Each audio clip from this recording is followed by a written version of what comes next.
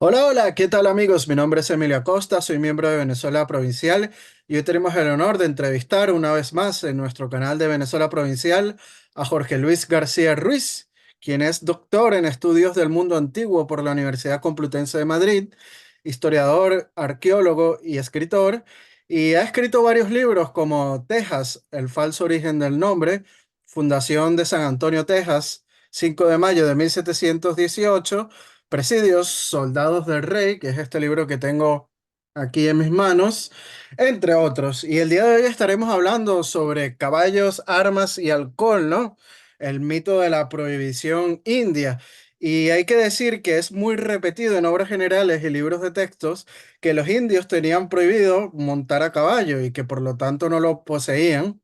Y esto se basa en la Real Cédula creada por Carlos I y refrendada por Felipe II en 1568, donde establece la prohibición de llevar armas de fuego y andar a caballo los indios, pero esta también la tienen en España los plebeyos, y ahí las leyes suntuarias eran muy suntuarias y aún más estrechas, pero estas leyes no fueron estrictas y tuvo bastantes excepciones. De todo esto y mucho más estaremos charlando el día de hoy con Jorge Luis, así que bienvenido una vez más a tu casa, Jorge Luis, a Venezuela Provincial.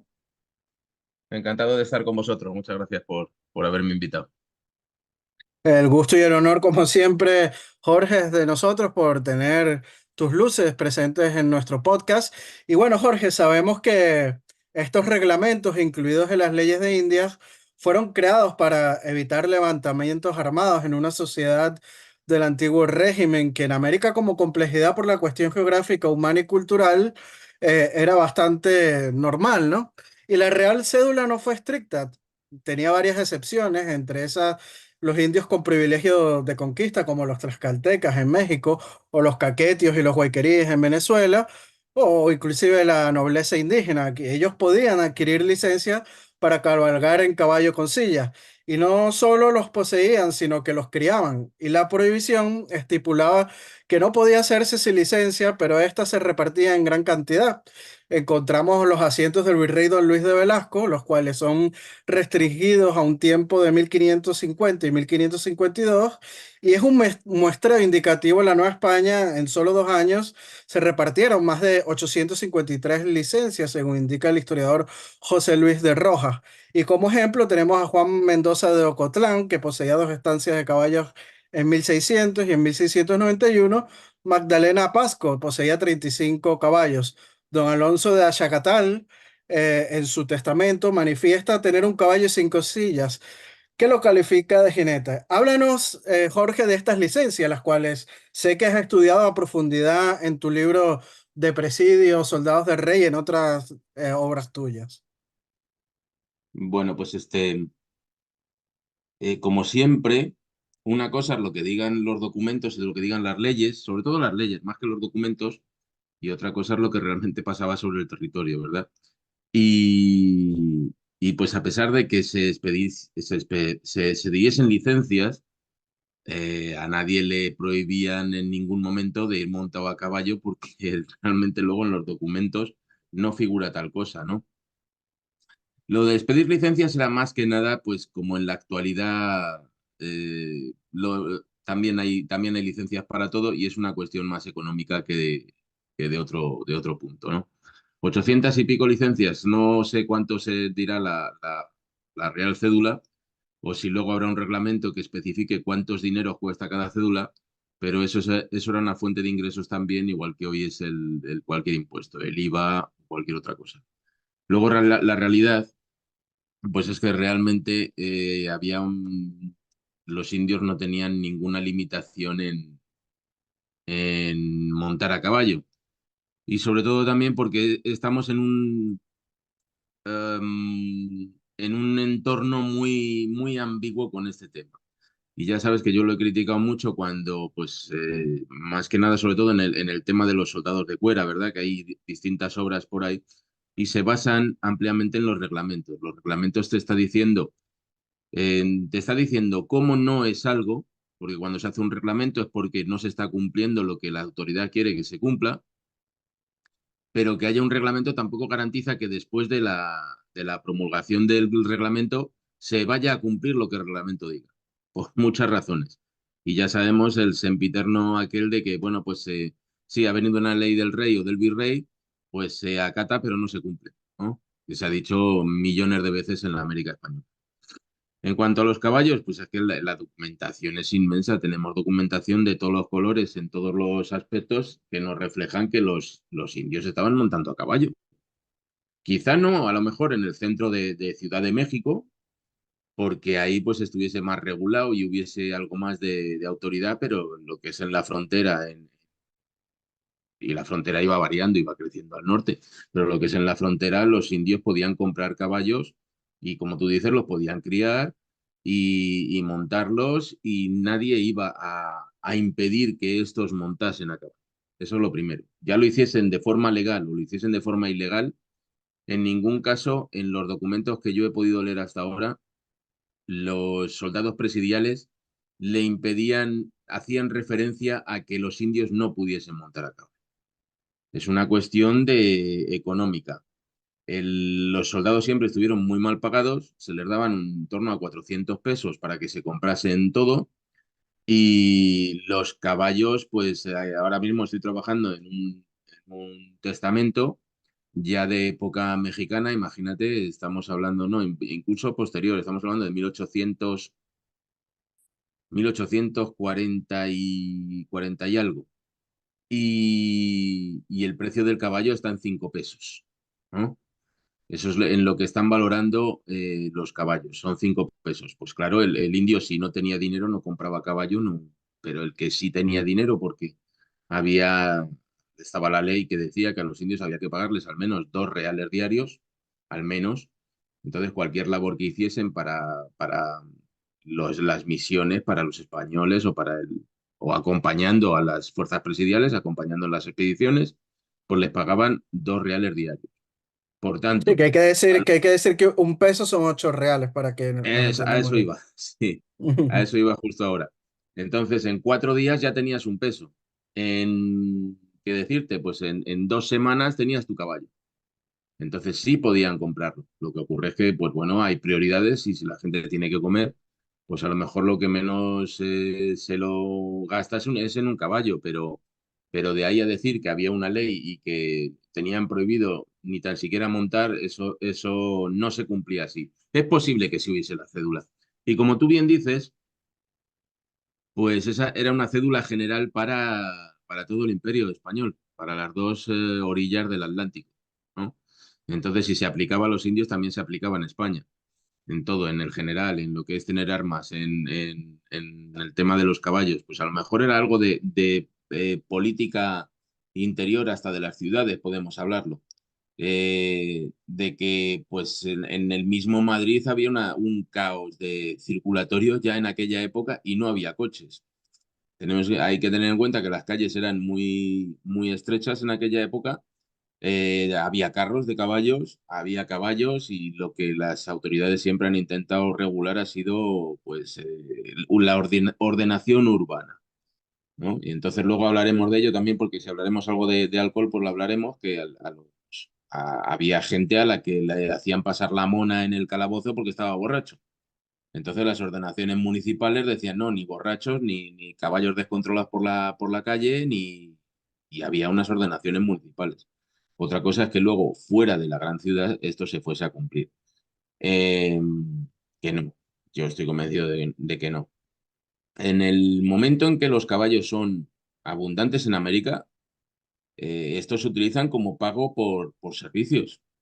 Entonces, tenemos aquí a los indios que van en alguna forma dando información a las expediciones españolas que se están yendo al norte y el método de pago que tienen es darle un caballo al indio, ¿no? Se le hace una pregunta y artículos, hay documentos de, pues, por ejemplo, el Alonso de León llega en un momento, están buscando lo que había sido el asentamiento francés del Marqués, siempre me sale Marqués, pero no es Marqués, de La Sal, en, en lo que es la bahía de Matagorda, entonces Bahía del Espíritu Santo, tienen a un indio que está cazando allí búfalos y entonces pues le llaman y le dicen, oye, ¿tú conoces dónde están los franceses? Y él dice, sí, sí, claro que sí, que lo conozco. Yo les llevo y le pagan con un caballo, ¿no? Entonces, si por mucho que haya una cédula, si luego resulta que por utilidades el mismo ejército español está pagando con caballos a los indígenas, pues ya estamos demostrando todo lo contrario. Se utilizaban como pago de servicios. En el momento en que los indios se cansan de las herramientas, porque sabes que pues, se les hacía pagos en ropas, en herramientas, en comida para que se mantuviesen de paz. Entonces, en el momento en que ya tienen suficientes herramientas, la alimentación la tienen cubierta y van vestidos, pues los indios lo que quieren es otro tipo de cosas y ahí están los caballos. En el momento en que se cansan de que los españoles les den, como se decía, espejitos y crucifijos, pues los indios piden caballos. Claro, es como hoy en día, pues el caballo era un coche actual, ¿no? Oye, pues no, yo quiero el Ferrari, dame el Ferrari, yo te cambio por información pues entonces era el mismo. Y, luego no iba nadie a quitarles ese caballo. O sea que no estaba, si había una prohibición, si había una cédula, esta no se llevaba a efecto. Porque lo que hacían los soldados, pues a lo mejor era ir a castigar a apaches o a otros grupos que habían robado caballos. Y entonces lo que iban es a recuperar los caballos porque es el mayor bien que tiene el ejército en esa época. Pero lo que era el pagar los servicios, después no, el ejército español no iba a decir, bueno, vamos a quitarle al indio le vamos a quitar el caballo. Eso no sucedía. Sí, bueno, inclusive Jorge, el inglés Thomas Gage en Chiapas hace constancia que habían indios caballeros, ¿no? Y afirma que el gobernador Felipe de Guzmán era un indio tan rico que mantenía su caballeriza 12 palafrenes tan hermosos como podía poseerlos cualquier gobernador español del país. Estoy citando al inglés Thomas Gage. Y bueno, Ujú. según también la historiadora López Sarrelange, si bien estas leyes nunca se cumplieron de forma estricta, o sea, para 1597 era tal la desobediencia que el virrey Monterrey autorizó a todos los indios a poseer hasta 6 caballos. Sin embargo, solo se podía usar una cabalgadura si se contaba con licencia, ¿no? Y también los indios podían montar a caballo en los ranchos o estancias donde trabajaban. Háblanos un poco de estas excepciones y de los indios en los ranchos, cómo era la vida en ellos. Sé que ahí en Texas es muy importante todo este sistema de rancherías, ¿no? Sí, no, pero los indios en las misiones utilizaban caballos y los indios que estaban al servicio del ejército también los utilizaban. Se les enseñaba y lo utilizaban. O sea que es todo mucho mitología ya sabes también cómo es el Imperio Español a todos los niveles y lo sigue siendo. La burocracia española pues es inmensa, es la mayor que ha existido y parece que no tiene fin. Se la siguen aplicando. Y como lo que es las autoridades españolas siempre han sacado multitud de reglamentos. Había un reglamento absolutamente para todo, ¿no? Pero claro, luego era difícil de cumplir, porque si el fraile, o sea, si la misión está separada del presidio una legua, que son 5 kilómetros, 4 kilómetros, 4 kilómetros y pico, y tienen que tener una comunicación presidio-misión, pues los indios montan a caballo hasta el presidio, eso no hay duda de ello. Una legua es una hora de camino. Imagínate si tienen que comunicar algo con el presidio, pues ahí tienes al indio caminando una hora hacia allá y otra hora hacia acá hasta que tiene la respuesta. No, el indio va a caballo. O sea, el español, fíjate que siempre hemos sido tremendamente prácticos, culturalmente, ¿no? Entonces, ¿por qué hacer algo cuando lo puedes hacer con mucho menor esfuerzo? ¿Por qué aplicar? Para eso es distinta la cultura que tenemos por ejemplo, con germanos, ¿no? El germano, pues sí aplica los reglamentos tal y como los tienes, cueste lo que cueste. Entonces, pues si tiene que tener parada una máquina porque le falta un tornillo específico, la máquina está parada. Y está parada si le falta una semana. El español culturalmente, ¿qué ha hecho? Bueno, pues vamos a ponerles otro tornillo, aunque entre mal, pero la máquina tiene que estar funcionando. Entonces, estamos hablando de dos diferencias culturales importantes. Pero ¿qué ocurre? Que claro, que el español es mucho más burocrático que el resto de las culturas en el mundo. Entonces, todo tiene que estar escrito por triplicado, con reglamentos que luego realmente por la práctica te dice que son muy difíciles de cumplir. Y entonces esto pasaba que los indios estaban tranquilamente usando los caballos en las misiones. Vamos, esto no, que no le quepa duda a nadie. No quita que, sobre todo al principio, los primeros años, pues se sacasen leyes, se sacasen reglamentos, dijese el virrey que había que hacer esto y había que hacer lo otro, pero luego no se cumplía. Y entonces ya aquí tengo alguna cosita que te quería Ujú. compartir que te demuestra, pues, vamos a ver si puedo, aquí estoy. Estás viendo el documento, ¿verdad? Se ve la relación de Diego, tu libro, Fundación de Sí. Monterrey, sí. A ver,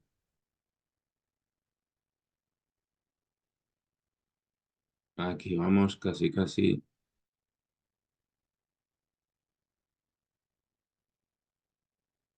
Aquí está. Pues este Ujú. documento, vamos a ver si lo hago un poquito más grande y se queda solo. Ahí estamos. Este es un documento de alguien que está pidiendo pues que le hagan es descendiente de un capitán que ayudó mucho, un capitán otomí que ayudó mucho en las guerras chichimecas a favor de los españoles contra los chichimecos, y él Ujú. lo está demostrando para que el rey le dé algunas cosas. Entonces, este documento es buenísimo.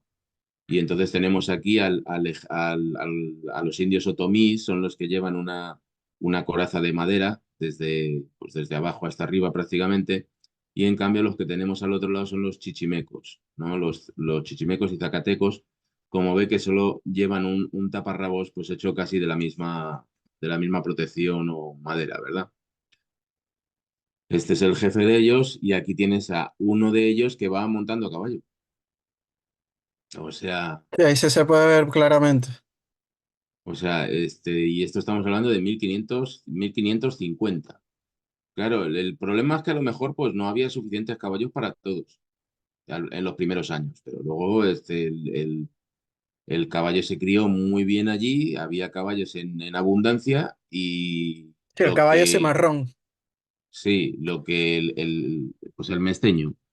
Lo que prima en todo momento es conseguir el objetivo y eso es algo que España ha demostrado culturalmente, que aunque estemos desorganizados, que el ejército no tenga los medios que necesita para cumplir objetivos o las fuerzas de seguridad, al final el cumplimiento del deber es lo que prima en cualquier cuerpo de seguridad del Estado español pues desde hace 3000 años hasta hoy en día.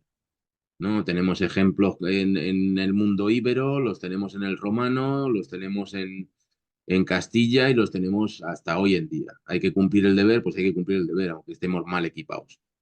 Y pues oye, si a los indios había que surtirlos de caballos para que cumpliesen su objetivo de enfrentarse a los chichimecas y ganar esas batallas, pues se les surtía de caballos, dijese la cédula real lo que dijese.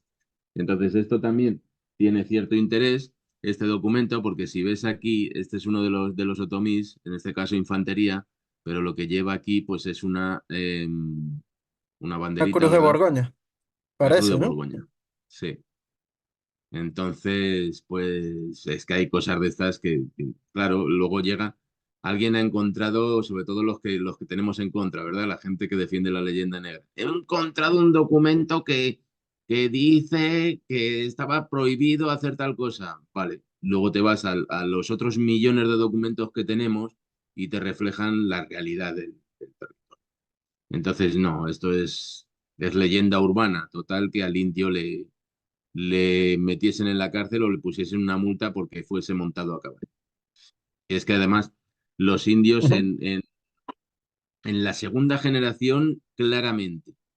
pero sobre todo en cuanto ya estaban cristianizados y bautizados, ya eran españoles. Entonces, esa, ese documento que a lo mejor prohíbe a los indios, pues igual se está refiriendo, no sé decirte, a los indios gentiles que todavía no están bautizados, pero en cuanto se bautizaban, y sobre todo ya los de segunda generación, que es imposible de diferenciar a un indio de segunda generación de un mestizo vestido con ropas españolas, pues a ver cómo le dicen, no, usted no puede montar a caballo porque es usted indio. Pues es que hasta el sentido común y la práctica ya te dicen lo contrario. Entonces, desde los No, primeros sí. momentos, ya los indios hispanizados montaban a caballo.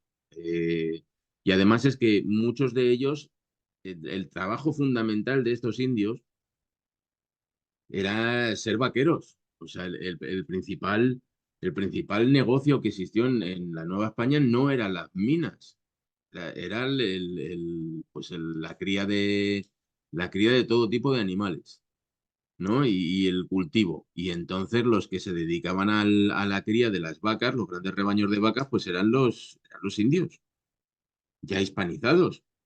Entonces se les daba este trabajo y no los ibas a soltar en medio de un rebaño de 5.000 vacas a pie, ¿no? Se iban a caballo. No, Y no algo muy así. importante, Jorge, perdona que te interrumpa, Dime, es que dime. las mismas, sí, es que las mismas leyes para estas zonas fronterizas, como lo fue Texas dentro de del virreinato de la Nueva España, o zonas aisladas, los indios, por ley tenían estos privilegios de portar armas de fuego, de montar caballo, y también hasta ser libres de tributo, o sea, que no pagaban impuestos, ¿no? Y la corona las otorgó sobre todo en el siglo XVI por su apoyo para la defensa de la frontera. Está este caso también de los indios chichimecas o también los dragones de cuera de origen indio, que tú eres un total especialista en este tema.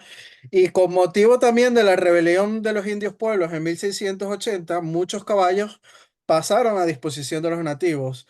Y para 1760 todas las tribus de la zona tenían caballos y armas como lo pueden ser los Sioux, los Pies Negros, los Crons, los Cheyenne, los Arapajos, los Kiowa, los Comanches, entre otros, ¿no? Inclusive también en la zona de los llanos venezolanos era normal ver a los otomacos montando a caballos, también a los charrúas, mapuches, tehuelches y otros pueblos en las Pampas. Háblanos un poco de cómo estos indios de frontera domaron al caballo y era muy común que tuvieran cientos de caballos, ¿no? En sus tribus. Sí, es que el caballo se convirtió en algo muy, muy corriente, porque la tendencia que había era si había expediciones, El caballo es algo muy delicado, muchísimo. Entonces, el que sabe de caballos y hablas con él te lo explica. No, el caballo tiene que tener su jornada laboral, sus 8 horas de sueño, tiene que beber perfecto, tiene que comer su pastito que no le... Porque en cuanto el caballo empieza a tener algún problema, se te va en rapidísimo.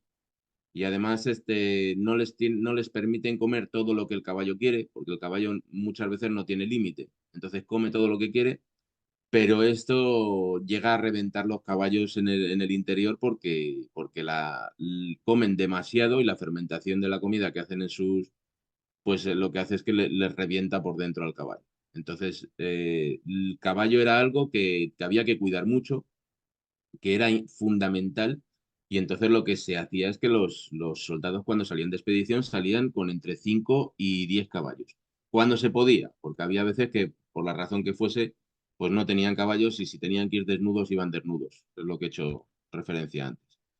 Pero claro, iban con entre 5 y 10 caballos porque se les iban muriendo muchos por el camino. Entonces, realmente había una abundancia enorme, enorme de caballos. Lo que hemos comentado hasta ahora, pues es lo legal, ¿no? Pues si en los indios flecheros que acompañaban a las expediciones de los españoles, son los indios ayudantes a los que hacía referencia yo antes que se les pagaba 2 realitos diarios, ¿no? Pues estos indios flecheros eran infantería, pero eso fue en los primeros momentos. Luego ya se les hizo también de caballería, porque era lo práctico. Si tú vas a caballo, te cansan menos y puedes hacer jornadas de 10 o 12 leguas, que son, para que se hagan una idea, multiplíquenlo por 5 kilómetros, ¿no? Estamos hablando de que van caminando cada día 50 kilómetros. Si tienes caballo, pues evidentemente la tropa llega mucho más fresca a donde tiene que combatir. Pero incluso en los primeros momentos en que estos indios eran infantería, los que sí iban a caballo eran los indios guías. O sea, había indios guías que conocían el territorio, que estaban incluso mucho más integrados que los indios flecheros en el ejército español, y estos iban a caballo. O sea, es que es imposible el discutir esto, ¿no? Entonces, ¿qué más decirte? Es que ningún documento realmente habla de que se prohibiese el que los indios fuesen a caballo. Entonces, también tienes déjame que te ponga en la Sí. página 136, también tenemos otra,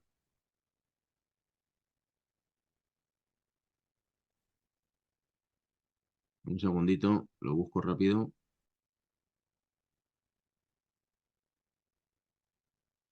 Pero el problema con el caballo es que había que comprarlo. Entonces, pues, los indios tampoco tenían el, No, el y poder de muchos comprarlo. indios y muchos indígenas que ni siquiera estaban hispanizados capturaban Claro, muchos de los caballos cimarrones. sí, es lo que te voy a enseñar ahora, Ujú, porque estas son las representaciones que se han ido haciendo ya en época moderna ujú, de pues gente que ha estado por aquí, y esto también lo tengo en mi libro, son pues indios a caballo. O sea, es que en el momento en el que ellos tienen acceso a esto, y ellos pues saben montarlos mucho mejor que los españoles porque prácticamente los montan a pelo. Es que claro, lo que tenemos que tener conciencia es de que el soldado presidial es un tanque. Es como el tanque actual, ¿no? Es algo ujú, muy pesado. Los soldados algunos iban solo con una cota de malla que ya pesa 15 o 16 kilos, y algunos llevaban cota de malla y cuera, ¿no? Aquella cuera sería mucho más fina que la que se evolucionó después, pero luego llevaban su lanza, su arcabuz, la silla, por supuesto, llevaban la cuera propia del caballo, porque también hay una cuera propia del caballo para protegerle de las flechas. ujú. Si nos hacemos una idea, es como si alguien todavía mantiene un poquito el espíritu de las corridas de toros, pues es como el picador. El picador, Sí, ¿cómo sale que a el la plaza? caballo tiene unas mallas protectoras. Sí. Claro, el picador, ¿cómo sale a la plaza? Pues sale normalmente con dos personas que le ayudan, ¿no? Que se protegen detrás del caballo cuando el toro pues viene a por la pica en la corrida de toros, porque es difícil de mover un caballo con tanto peso. Y eso, pues los indios lo vieron enseguida, dijeron, el caballo lo que necesita es ligereza. Y los indios, pues tú sabes que son gente y más en aquella época, la gente no tenía la obesidad que tenemos hoy en día. Entonces Sí. estás hablando de que la diferencia era brutal, eran 200 kilos de peso sobre un caballo del soldado presidial por 60 a lo mejor que cargaba el indio en el caballo. Entonces, pues evidentemente los caballos fueron el elemento que al indio le faltaba para ser terriblemente efectivo en los llanos y en cualquier parte. Entonces tienes documentos como estos o tienes otros, te voy a llevar a otros sitios, a otros en los que se hace referencia precisamente, según va pasando el tiempo, y tú sabes que el libro lo tengo de una forma cronológica, ¿verdad? Sí. Pues según va pasando el tiempo, se va viendo documentos en los que el uso del caballo va aumentando por parte de los indios. Entonces tenemos aquí en esta página de aquí atrás, la 166. eh, Mira, los indios al sentirlos cerca se aligeraron de todo lo que llevaban, y cuando alcanzaron el pie de la serranía, abandonaron sus caballos y siguieron la huida a pie por las montañas. Entonces, ya los documentos te están diciendo que no hay absolutamente ninguna prohibición, que los legales tenían permiso, pero que los ilegales, los que entendemos por ilegales es que habían robado los caballos o los habían robado los españoles, pero era un tema de uso común y diario. Pues hay otro, a ver, en la 168, aquí tenemos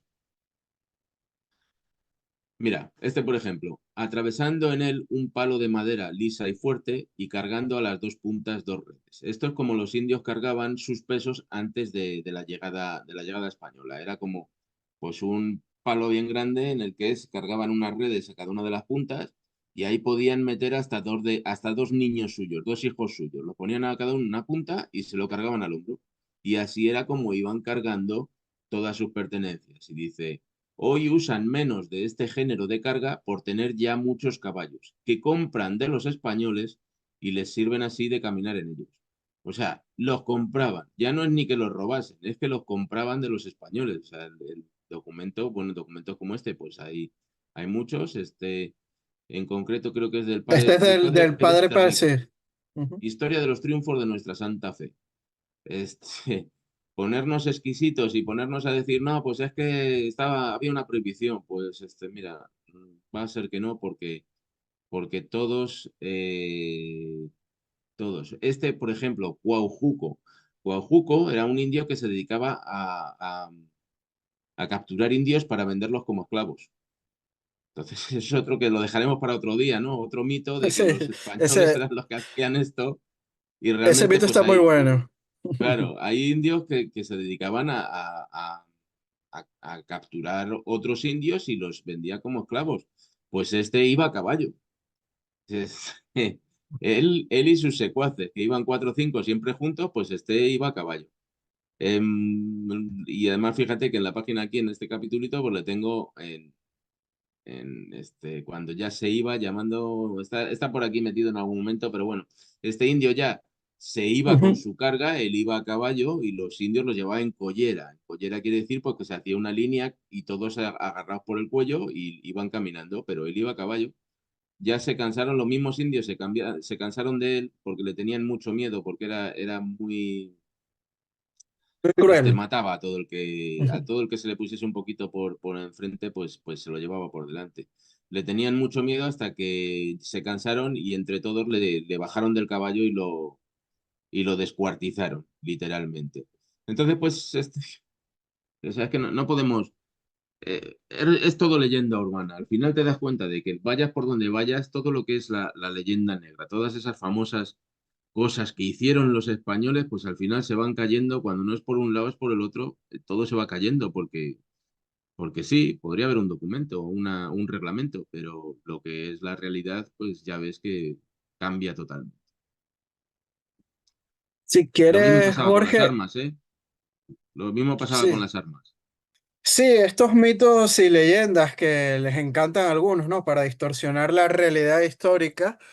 Pero también, Jorge, están los otros que se aprovecharán para decir que, ven, las leyes de Indias no se cumplían, ¿no? Pero es que, a ver, lo de Acate no se cumple, tenían que estar fundamentados incluso por informes, y era para decir que la ley no se podía aplicar porque o era perjudicial o simplemente era imposible de aplicarla, como en este caso, por ejemplo, con los caballos, ¿no? Pero bueno, vamos a hablar de otro tema del que vamos a tocar el día de hoy, que son las armas, ¿no? Y es que para el principio del siglo XVIII, los indios de las misiones del Caroní en Venezuela fueron armados por las autoridades de Santo Tomé debido a los ataques de los caribes y también de los ingleses, ¿no? Y en Paraguay y Bolivia había milicias de indios, incluso participaron en la guerra contra los portugueses en 1754. Y en la Nueva España vemos casos similares, ¿no es así, Jorge? Sí, en la Nueva España prácticamente todas las misiones, el funcionamiento que había en las misiones es que se les asignaba un soldado que recibía el nombre de mayordomo. Es el soldado mayordomo que vive con su familia dentro de la misión y se encarga pues de la seguridad de los frailes, pero también de lo que es la seguridad de la misión. Entonces su trabajo fundamental era revisar que la misión, porque realmente el presidio no estaba fortificado, lo que estaban fortificadas eran las misiones, porque estaban apartadas por pues 5 kilómetros o 10, depende del lugar. Y el soldado presidial, el soldado mayordomo, se encargaba de revisar que la fortificación estuviese bien hecha, se pudiese defender. y también de enseñar a los indios a defenderse, el uso de armas y a defenderse. Son muchos los documentos en los que te cuentan lo que estuvo pasando por allí en un momento dado en el que otros indios agresivos atacan y cómo los mismos indios salen a defender misiones y salen a defender poblaciones. A mediados del 18, aquí lo que es en San Antonio precisamente, pues ya pasaron de venir los apaches a robarse algún caballo o alguna vaca por las noches, pasaron a atacarla continuamente. Y hubo un momento en el que incluso los indios de las misiones, de la misión de San Antonio de Valero, que está, pues ya estaba como a 500 metros nada más, solo había que cruzar el arroyo de San Antonio, y los indios de la misión salen de la misión y vienen a defender San Antonio. Son los propios indios de la misión los que defienden San Antonio. Y eso que había, pues, fue fuerza presidial. Lo que ocurre es que el ataque apache fue tan enorme, tan grande, pues que se necesitaron todas las manos posibles para ello. Entonces los ejemplos son, pues lo mismo que estábamos hablando con el tema de los caballos, hay mucha leyenda urbana en este tema. En- Luego están también por los armamentos que los indios fueron robando o fueron recuperando de los soldados que iban muriendo, de los soldados españoles. Si tenían un enfrentamiento y la cosa salía mal para los españoles, pues los indios todo se lo quedaban como trofeo y ellos lo usaban. También hay intercambios, ya, pero eso ya más tarde, a finales del 18. Bernardo de Gálvez ya levanta que si había una prohibición de comerciar alcohol y armas con los indios. Pero él levanta la prohibición porque dice, bueno, pues si no lo hacemos nosotros, los franceses lo llevan haciendo ciento y pico años. O sea que los indios tienen acceso a todo esto de todas formas. Lo que Qué ocurre es bueno que que dices esto, Jorge, porque en Venezuela también pasa lo mismo. Vemos barcos franceses, comerciantes franceses, negociando con indígenas de la península de Paria vendiéndoles alcohol. Y estaban claro, todos casi que alcoholizados, ¿no? O sea, es algo que se da en toda la América. sí. Sí, ahora si tenemos un minutito, pues te cuento lo del alcohol Ujú. también en la Nueva Sí, España, porque tiene realmente mucha miga. Y pues mira, ya terminando con lo de las armas, lo que precisamente pues se podía controlar con los indios, pues era el uso de las armas lo controlaban porque los indios evidentemente no tenían la capacidad de hacer pólvora. Entonces estamos en un momento en el que la pólvora es necesaria porque se están utilizando arcabuces o incluso mosquetes. Entonces la pólvora va separada de lo que es la bala. La bala no tiene un cartucho. Ya cuando en tiempos modernos, ya lo que se utilizan, sobre todo ya en siglo XIX, pues los indios manejan el rifle incluso mejor que los soldados norteamericanos, ¿no? En esos famosos enfrentamientos que tuvieron, pero ahí ya el indio sí tiene acceso desde el momento en que tiene acceso a lo mismo que roba los Winchester, los famosos Winchester, también roba las municiones y con eso funciona, pero en época española, en el momento en que se les acabase la pólvora, se acabaron los fuegos artificiales, ¿no? Y esa era un poco pues la forma en la que se mantenía el poco uso por los indios. Lo que siempre quisieron las autoridades españolas es tener todo un poco controlado, que no se les fuese de las manos. sí, igual pasaba Y en la península, por supuesto. claro, sí, o sea, pero es que es lo mismo que en España, o sea, no nos vamos a rasgar las vestiduras, es que lo que se aplicaba en América se aplicó una copia de lo que se estaba haciendo en España, y si había una prohibición en América, la misma prohibición existía en España. No es que se tuviese, como se quiere hacer ver ahora, un tema racial de los españoles contra los indios, de prohibirles todo, absolutamente todo. Precisamente, y luego ahora lo veremos con el tema del alcohol, lo que había era un interés de preservar a los indios de peligros y de muchas cosas. Sí, salud. Salud, Perdón. Jorge.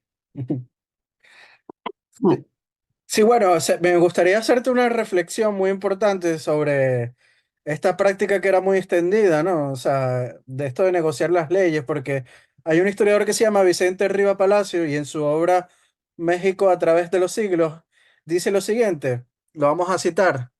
abro comillas, este hecho en particular se convierte en una prueba de que en la sociedad hispana las leyes podían negociarse o hasta ignorarse, puesto que todos los que por algún título se consideraban caciques consiguieron permiso para andar en caballo, comprendiéndose en excelentes jinetes. Cerramos comillas. Y esto también aplica para la defensa del territorio en el caso de las milicias indígenas, ¿no?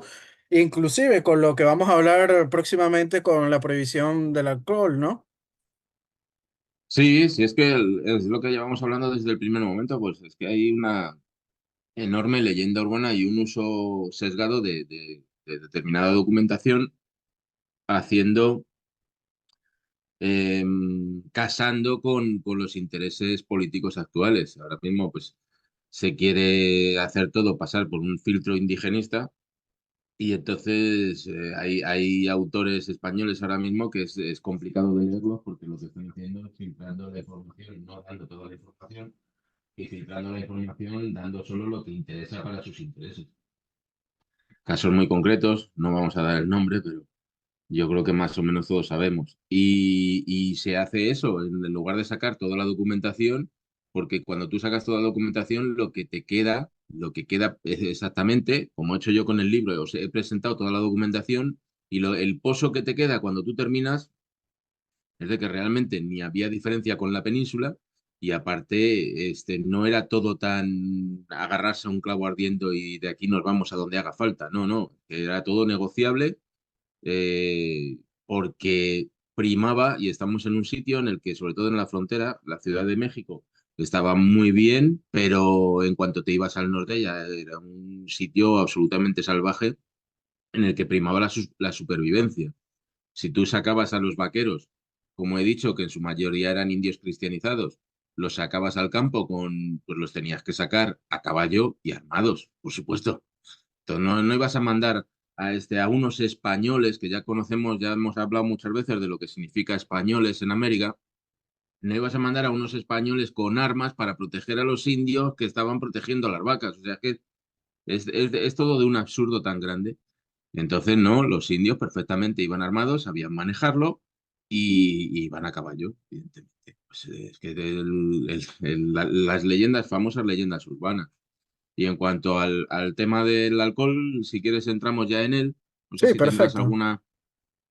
algún No, bueno, comentario que hacer este previo. tema de las prohibiciones de alcohol, sí vemos varias reales cédulas, sobre todo en el siglo XVIII, ¿no? Que hay problemas en cuanto a la destilación de alcohol en algunos pueblos, por ejemplo, en la provincia de Venezuela, y que la población pues había muchos problemas de alcoholismo, ¿no? Y entonces las autoridades trataban de que por la salud pública pues se controlara un poquito esto, pero hay que decirlo, estas leyes la gente siguió bebiendo y hay un caso que yo estuve en un archivo documentado, ¿no? De un padre en la provincia de Mérida, en Venezuela, de Mérida y Maracaibo, que decía que hubo una pelea entre indígenas que estaban borrachos y uno mató al otro. O sea, hasta eso vemos en las pruebas documentales, ¿no? Bueno, como siempre, lo que hay que hacer es aplicar el sentido común porque ese es el mejor de los sentidos. Entonces, esto es algo que lleva sucediendo, es que en cuanto al alcohol, pues los indios no necesitaban a los españoles para nada, ¿no? Porque es que preparaban su propio alcohol de la fermentación del mezcal, ¿no? El mezcal. Ellos, pues lo que hacían era y también Sí, en usaban drogas Sudamérica, alucinógenas. sí, en Dime. Sudamérica pasa lo mismo con la chicha, ¿no? Con la yuca que la sacan. Pero es que eso es algo que se lleva haciendo de toda la historia de la humanidad. Este, casi lo primero que se aprendió antes que a sacar comida de algún sitio era a hacer alcohol, porque la fermentación de los azúcares pues provoca el alcohol. Y todas las civilizaciones, absolutamente todas las civilizaciones saben cómo fabricar alcohol. Pues, ¿qué decirte? Pues hasta mismamente en la Unión Soviética, pues cuando se quedaban sin azúcar, hacían su vodka con caramelos, ¿no? Este, es que como ponerle puertas al campo, ¿no? Era como ponerle puertas al campo. Y lo mismo pasaba con el periodo musulmán en España. También decían, no, es que los musulmanes no beben alcohol. Bueno, pues no beben alcohol delante de otras personas, pero en privado claro que lo beben y lo fabrican y por supuesto hay documentos para ello. No, y hoy en Eh, día hasta los mismos países islámicos como Marruecos, hay gente que se va de fiesta y están bebiendo alcohol y son musulmanes, ¿no? O la Así misma es. época de la prohibición en Estados Unidos, en los años 30. Ya. Yo tengo, como anécdota, pues puedo decir que tengo un cuñado de Azerbaiyán, que es musulmán. Bueno, pues lo que haga falta, o sea, no hay ninguna limitación, ¿eh? Y muy buena gente, pero lo que haga falta. Entonces, claro, es que ponernos en plan exquisito con estas cosas en cuanto sacas el sentido común. Entonces los indios lo que utilizan es el mezcal. Mezcal es un cactus en que tú le vas quitando las hojas y te quedas con un cogollo que sirve para comer, pero también servía para... Entonces ese cogollo lo hacen una especie de barbacoa, lo meten debajo de tierra con carbón, lo cubren, se va cocinando durante 2 o 3 días y luego eso lo comen, lo comían. Otra es, pues, evidentemente, el tequila se hace de esa forma, pero se hace de esa forma y no fueron los españoles los que lo llevaron a México, ¿eh? Porque en España no había eso, en España había vino. Y luego también usaban drogas alucinógenas como el peyote. Y entonces esto tiene una gran tradición clásica y fíjate que hoy el gobierno mexicano, hoy en día la tiene prohibida, ¿no? El uso del peyote. Porque, pues bueno, como dicen en la página del gobierno, pues no aporta nada para la salud y lo que crea es una gran adicción. Entonces, y esto lo llevan usando los niños, los indios desde aquella época. Si te vuelvo a enseñar, por ejemplo, del libro, nos vamos a ir. Para aquellos que quieran adquirir el libro de Jorge Luis, está disponible en Amazon. Uy, me desaparecí, pero bueno, ahí está. Está disponible en Amazon. Mira, vamos a ver, vamos a dar un buen sobre este tema. Entonces tienes, si me voy a la página 194, aquí tenemos seguro,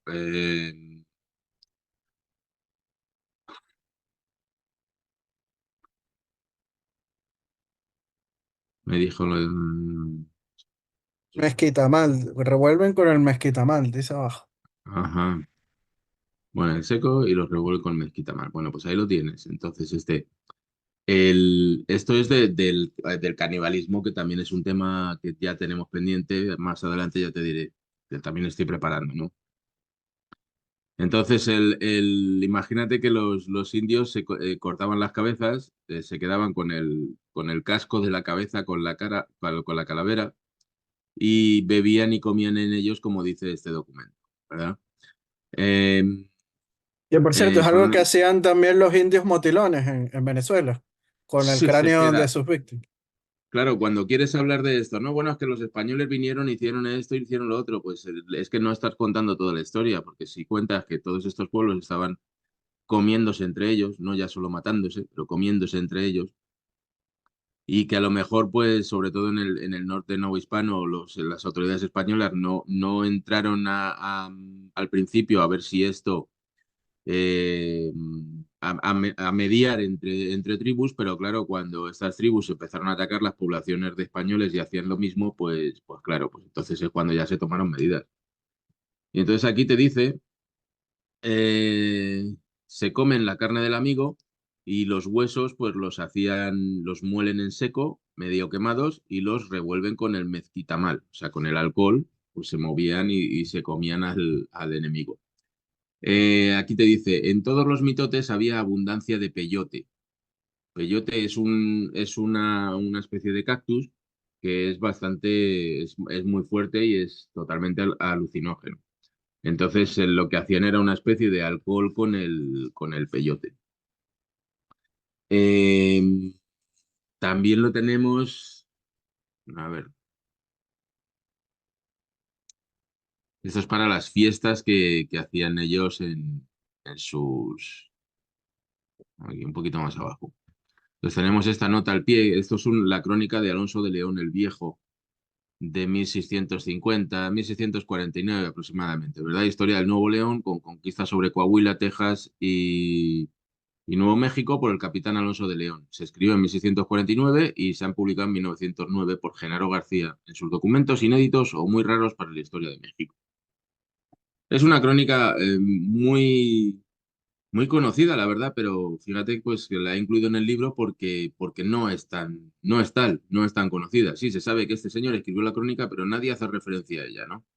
Y entonces lo que hace es una descripción absoluta de, de cómo los indios pues vivían y qué es lo que hacían, y estos ya llevaban toda la vida, desde milenios atrás, llevaban usando el pulque como bebida alcohólica y el peyote como alucinógeno.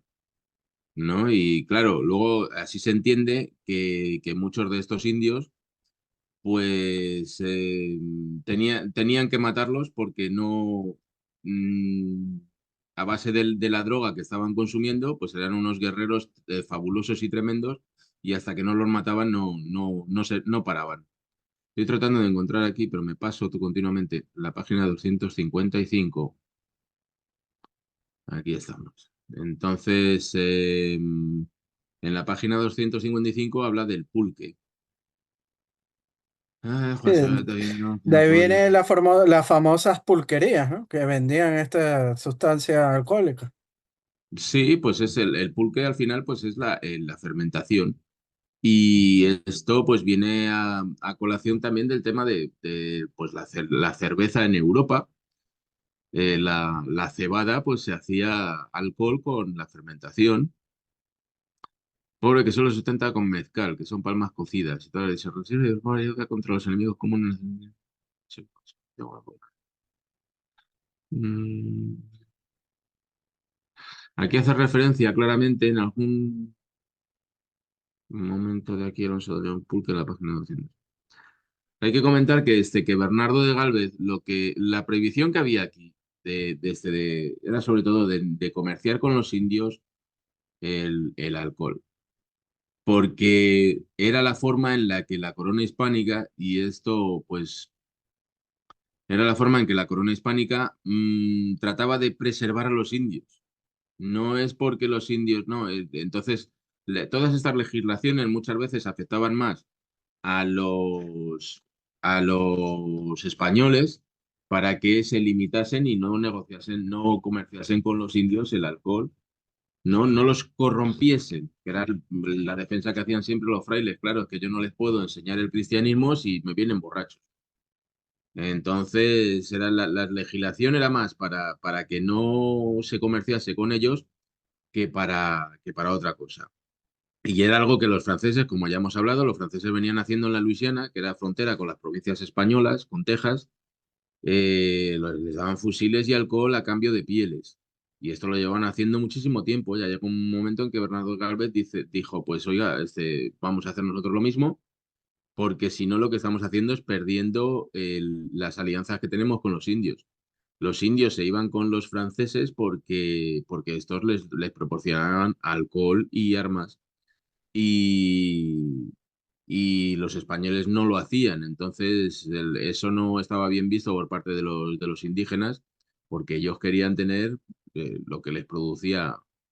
Y yo creo que también porque quizá el alcohol que los españoles manejaban pues era el vino, y el vino era como para las élites casi, ¿verdad? Sí, era Y entonces muy era, no, pues sí, costoso traer vino de España. claro, era costoso. Aunque en California creo que algo se producía de vino. Sí, pero eso ya fue bastante posterior, esos finales de él. Y lo que se trataba de limitar, pues era eso, el que los indios se le fuesen les llegasen borrachos y todo. Le voy a buscar aquí una cosa. Claro, mientras los buscas, me gustaría que ahorita que estabas hablando de las sustancias psicotrópicas, porque Alexander von Humboldt señala que el consumo de los indios otomacos, ¿no? De sustancias psicotrópicas en los llanos de Mm. Venezuela, de unos polvos de Sevilla que se llamaban de niopo, que era mezclado con casabe y cal y se pulverizaba y se colocaba en un plato donde los indios inhalaban estos polvos a través de una horquilla de hueso de pájaro, ¿no? Y ya el padre Joseph Gumilla anteriormente había notificado, ¿no? Del estado de embriaguez de los otomacos con estos polvos. O sea, y hoy en día hasta indígenas del Orinoco también Sí. aspiran polvos narcóticos como del niopo. Sí, o sea que no hemos inventado nada. El hombre blanco no ha inventado nada. No, no, no. Ya lo practicaban ellos. Entonces, mira, aquí, por ejemplo, te dice, la evangelización costó muy cara en sangre, vidas y sufrimientos, porque había muchos indios que aceptaban la cristianización, pero otras naciones había un grupo que eran sobre todo los chamanes, ¿Mm? que no aceptaban esta cristianización porque les hacía perder la autoridad. Y entonces la hispanización conllevaba abandonar costumbres ancestrales muy arraigadas como el canibalismo, la poligamia, el alcoholismo o la violencia con otros grupos. O sea, que esto era algo que se practicaba. Y si ya hago referencia en mi libro, hago referencia a lo que es las borracheras, ¿no? ¿Mm? Ahí estamos. Entonces, pues enseguida viene pues que el problema era que en cuanto los frailes le bajaban un poquito la guardia a la vigilancia de los indígenas, pues le aparecían borrachos, organizaban unas fiestas en las misiones de cuidado. Entonces, claro, esto pues llegó un momento en que lo tuvieron que cuidar. Mira, aquí estamos hablando este es el padre, el que hizo la Tratado de la Guerra de los Chichimecos, 1550, año 1550. Es el padre, bueno, ahora se me ha ido el nombre, pero bueno, lo encontraremos. Y entonces te dice aquí, dice, los indios de otra arma más que de arco y flecha no usan. Sus pasatiempos son juegos, bailes y borracheras, ¿no? Eh, Esto es lo que te está contando. Y claro, cuando tú dices, sacas uno de estos documentos, no es solo un documento, es que son muchos los documentos que en distintas partes de estos 300 años de presencia española en América, escribieron gentes muy diferentes. Entonces, cuando ya no puedes rebatir eso, o sea, cuando tienes muchos que están diciendo la misma cosa a lo largo del tiempo y a lo largo del espacio, es algo ya que No, no y se después, puede. y después salen gente diciendo que las crónicas son totalmente falsas, porque por ejemplo con lo del canibalismo de los indios caribes te dicen que es falso, y están cientos de crónicas de diferentes personas en diferentes años que afirman lo mismo.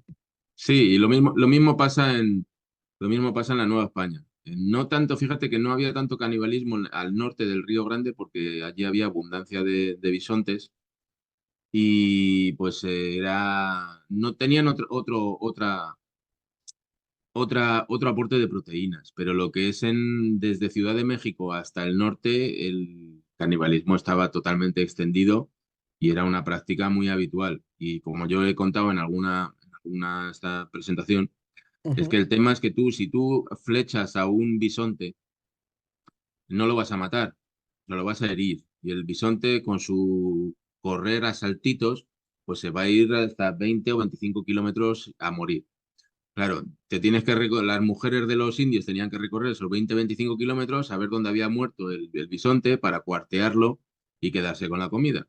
Pero claro, y luego los venados, lo que son los ciervos, pues eran difíciles de cazar porque tenían mucha más movilidad que los bisontes.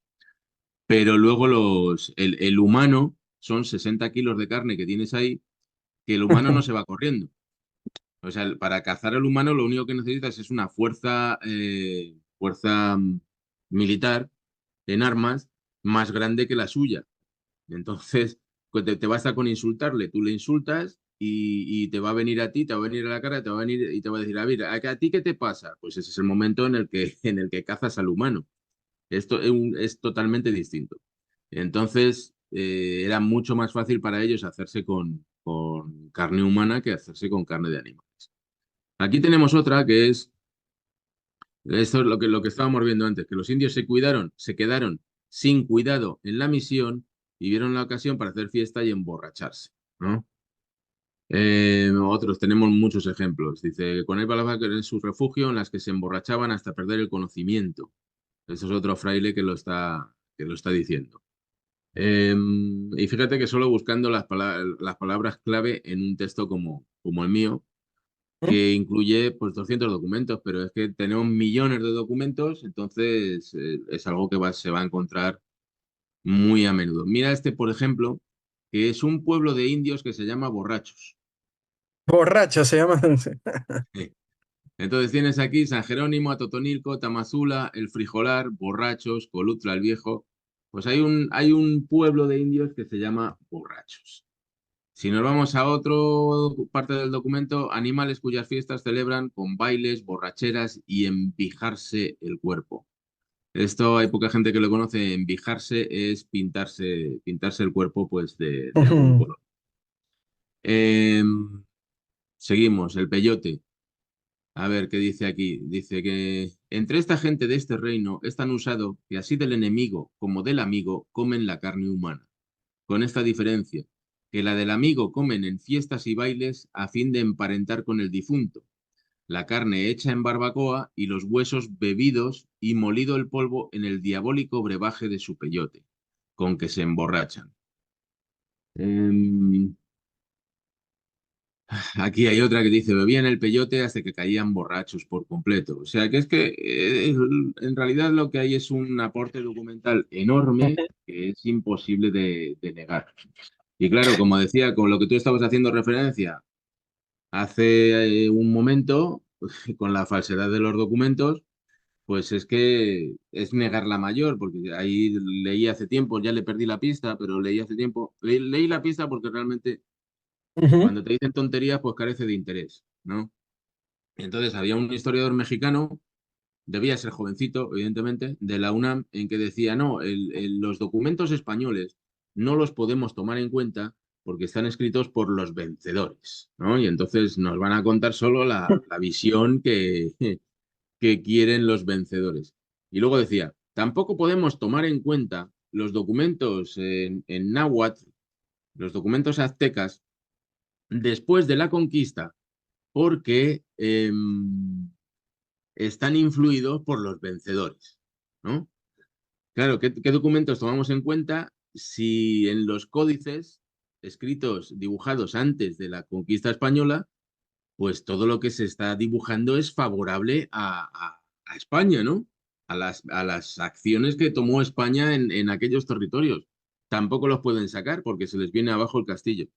Y este hombre se quedó tan ancho, se quedó tan fresco diciendo que la historia de los indios la tenemos que imaginar.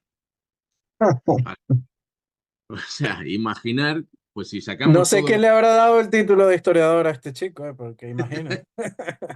Si imaginar lo metemos en el diccionario de sinónimos, pues lo que encontramos es a lo mejor 20 o 30 sinónimos de inventarse, ¿no? O sea, Claro. te has inventado la historia tan tranquilamente. Y esto es lo que está pasando.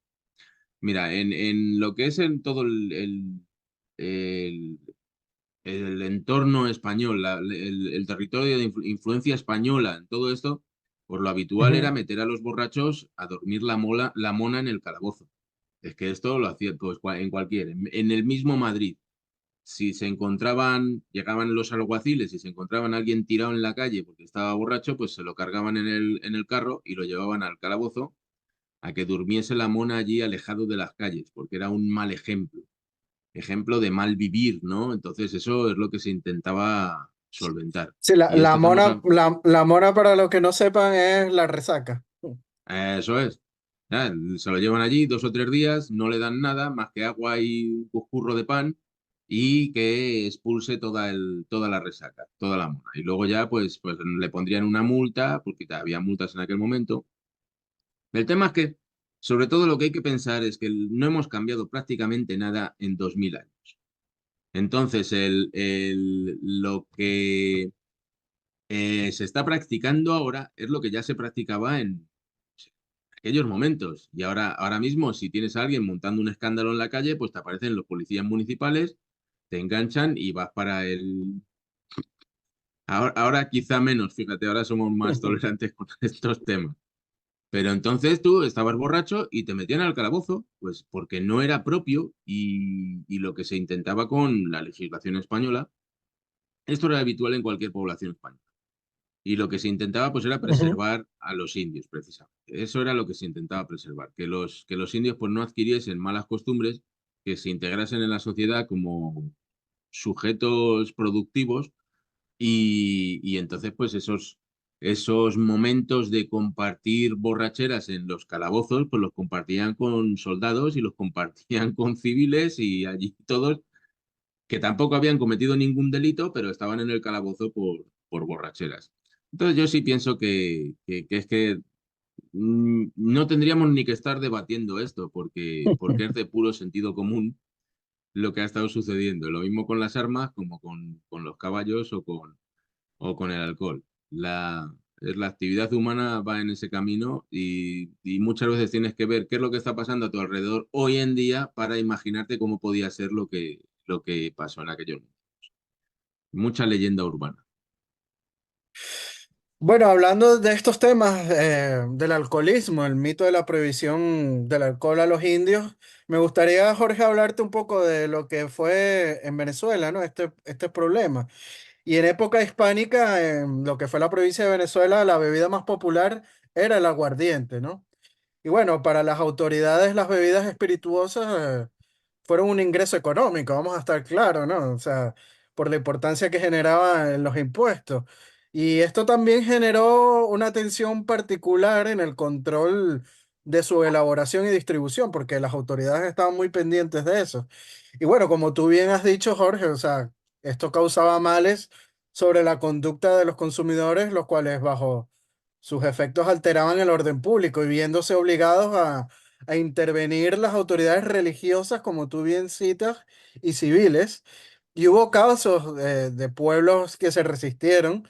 Y hay un caso muy interesante en Venezuela que está fechado el 14 de marzo de 1789 por el corregidor de Carora, que se llamaba Juan Hilarión de Armas y Castro. Si quieres te lo cito rápidamente.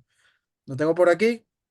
Abro comillas, que los naturales y cabildos de los pueblos de Areque y Río Tocuyo abominan que dentro de cada pueblo y su terreno se establezcan estanquillos para la venta pública del aguardiente de caña y cocuy, cuyo ramo se remata por cuenta de su majestad, siendo la naturaleza de esta gente tan propensa a la embriaguez, cerramos comillas, ¿no?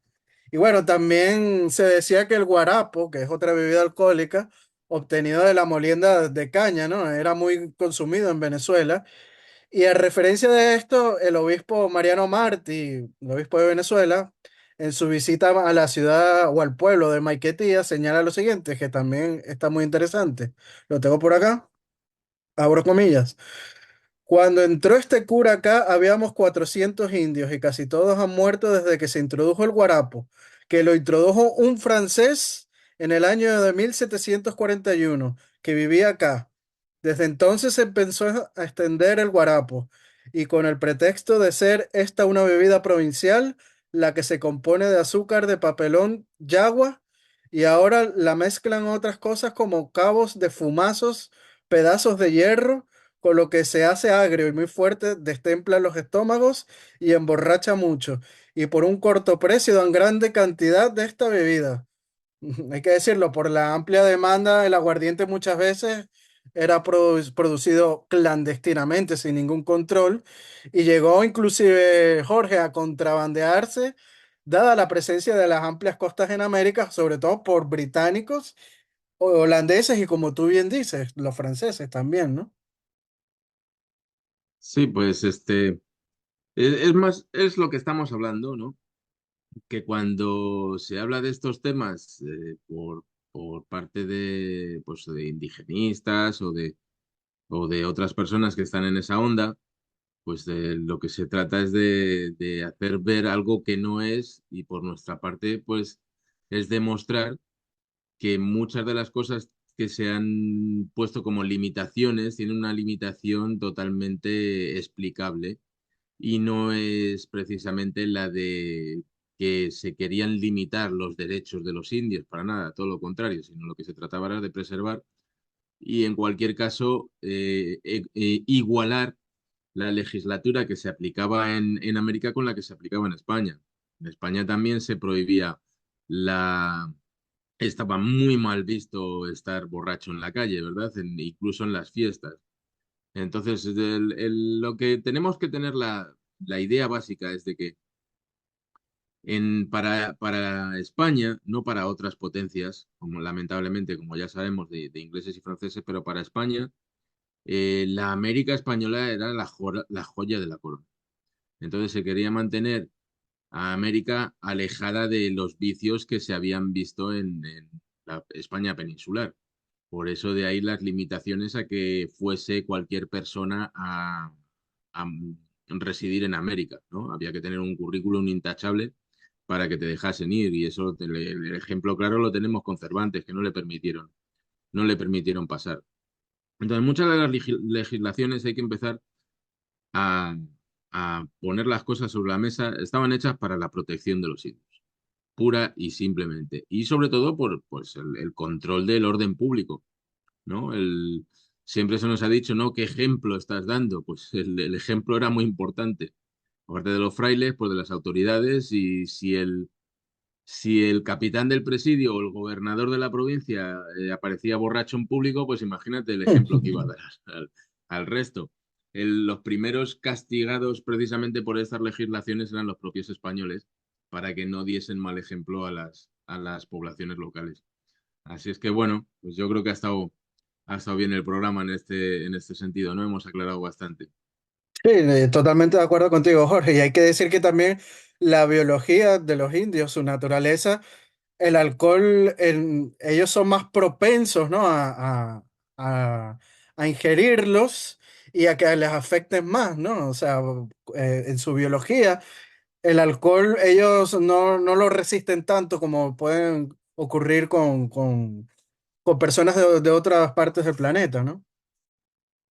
Pues no lo sé, porque a mí me afecta mucho, ¿eh? Yo no he bebido casi nada en mi vida, quitando un sorbito, una copita de champán en Navidades, y la verdad es que me cae muy mal siempre. Entonces, algo de indio tendré probablemente. A lo mejor, bueno, tantos viajes de ida y vuelta entre un lado y otro del charco no sería de impresionar, ¿no? Entonces, bueno, yo creo, Jorge, que ha sido bastante interesante la charla que hemos tenido hoy. Como siempre, hemos aprendido de tus luces. También recomendamos a nuestro público que si desean adquirir el libro de Jorge Luis García, pues los Presidios Soldados del Rey, donde se avanza y se estudia muchísimo la vida de aquellos novohispanos, ¿no? Que vivieron en la zona de la frontera, ¿no? De Norteamérica, pues en este libro van a conseguir bastante documentación primaria, ¿no? Que es lo importante, estudiar la historia por medio de las fuentes primarias y que no nos caigan a leyendas negras, ¿no es así, Jorge? Sí, porque mucho de lo que se está publicando de, como se suele decir, de copia y pega, y de interpretaciones que ya han hecho anteriormente otros autores, que a lo mejor las han hecho de otros autores, y estamos hablando de unas opiniones de quinta mano, prácticamente. Y eso es lo que yo quise con este libro. Lo que quise con este es el que leyésemos a la gente que estuvo viviendo en esos momentos. Cómo vivía, qué es lo que sentía, qué es lo que pasaba, más que las opiniones tergiversadas de otros autores. Y así está construido el libro, prácticamente solo con documentos originales. Se ha añadido muy poquita literatura. Cuando le he añadido han sido resúmenes precisamente de otros documentos que eran imposibles de poner en negro sobre blanco, porque eran muy difíciles de leer. Lo que he hecho es un resumen. O sea, casi todo el libro, prácticamente todo el libro son fuentes primarias. Lo van a disfrutar y lo van a agradecer. Y algo muy importante, sin leyendas negras y tampoco sin leyendas rosas, ¿no? Jorge siempre ha sido una persona muy rigurosa a la hora de tratar estos temas históricos. Así que bueno, Jorge, ha sido todo un gustazo tenerte una vez más aquí en Venezuela Provincial y las cámaras son todas tuyas para despedirte de nuestro público. Bueno, muchas gracias a todos. Ya saben dónde encontrarme. Estamos por todas las redes sociales y además estamos bastante accesibles. Entonces, cualquier mensaje, suelo responder a todos los mensajes, los buenos e incluso los malos también los respondo. Un Y, y, saludo a si- todos y gracias por haberme tenido aquí. Ha sido un y como, placer. El placer es de nosotros y como siempre comento con Antonio, ¿no? Y si no, camino a Guanajuato, a llorar ahí con las momias de Guanajuato. Aprovechamos, Jorge, para recordarles a nuestros oyentes que nuestros artículos de investigación históricas los publicamos tanto en el Instagram como en el Facebook de Venezuela Provincial. Si quieres ser mecenas o patrocinante de nuestro proyecto de divulgación histórica, pueden hacerlo a través del Patreon de Venezuela Provincial. Aprovechamos para enviarles un fuerte saludo y abrazo a nuestros mecenas y patrocinantes, como lo son Gabriela Arrieta, Ángel Suárez, Juan Cristóbal García, Lomé Lizán, Daniel Sierra, Domingo González, Miguel Curvelo, Mario Pérez y nuestra miembro de YouTube, África del Valle. Si les gustó este video con Jorge, darle me gusta y compartirlo para así llegar a más público. Así que bueno, Jorge, como te dije anteriormente, todo un gustazo y te mando un fuerte saludo y abrazo hasta la hermosa estado de Texas, el hermoso estado de Texas. Un saludo, estamos hablando. Muchas gracias por todo. Adiós.